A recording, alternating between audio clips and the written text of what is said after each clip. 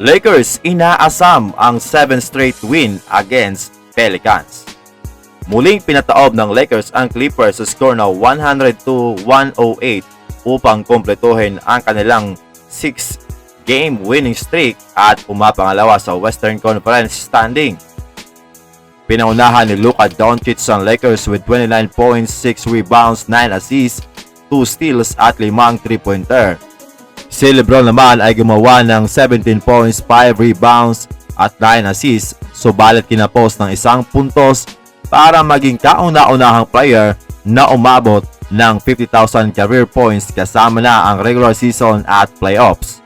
Team defense talaga ang nagpanalo sa team na ito, lalo na sina Jared Vanderbilt, Gabe Vincent, Dorian Finney-Smith at Trey Magison na grabe talaga ang hustle na ipinapakita at very consistent ang kanilang depensa.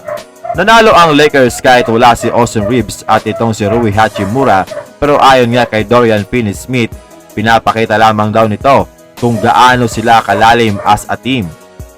Sa loob nga daw ng 82 games ay hindi naman maiiwasan na may masaktan sa kanila, kaya nasa sunod na nga daw na tao ang pagkakataon para mag-step up. Tinatanggap daw nila ang challenge. Maganda raw ang ginagawa ng coaching staff para ihanda sila at binibigyan sila ng sagot kung ano man. Kumbaga, ini-execute lang daw nila ng maayos.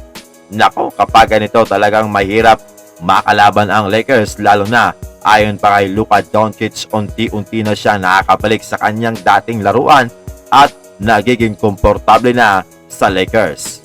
Speaking of next man up, sa wakas ay napakitang gilas itong si Dalton Knecht versus Clippers kung saan gumawa nga ito ng 19 points at 5 3-pointer.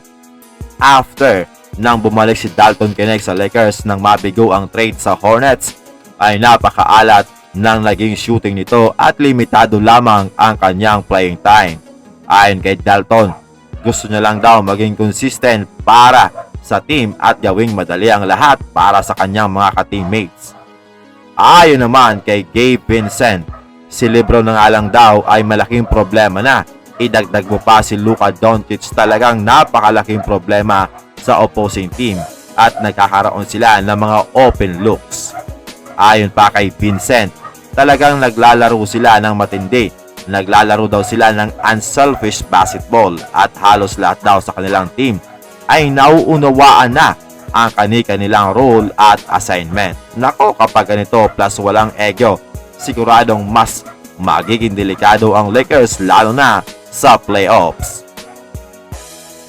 Bukas naman ay kakaharapin na nila ang New Orleans Pelicans alas 11:30 ng umaga PH time sa home court pa rin ng Lakers kung saan inaasam nila ang ikapitong sunod-sunod na panalo. Bago ang All-Star Game ay dumanas nga ang Pelicans na 10 sunod-sunod na pagkatalo, pero ngayon ay nasa winning side sila mga amigo kung saan naipanalo nila ang 5 sa kanilang 7 huling laro.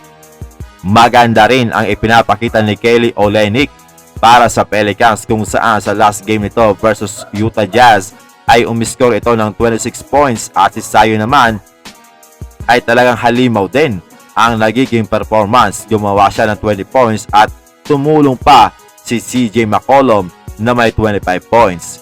Ganun pa man, sila ay kasalukuyang nasa 14 seed pa rin sa Western Conference, samantalang ang Lakers ay umabot na sa 2nd seed. Pero ganun pa man, medyo delikado dahil hindi sigurado kung makakapaglaro nga ang star player ng Lakers kung saan si LeBron James mga amigo ay probable dahil sa left foot injury. Si Luka Doncic naman ay mas lalong medyo delikado dahil questionable nga ito dahil sa kanyang right knee contusion at maging si Austin Reeves ay questionable din dahil sa may right calf strain. Samantalang out pa rin sa laro si Rui Hachimura, Jordan Goodwin at si Maxi Kleber na kasama ni Luka Doncic sa trade. While malamang game time decision pa rin ang magiging hatol para kay LeBron at Luka mga amigo.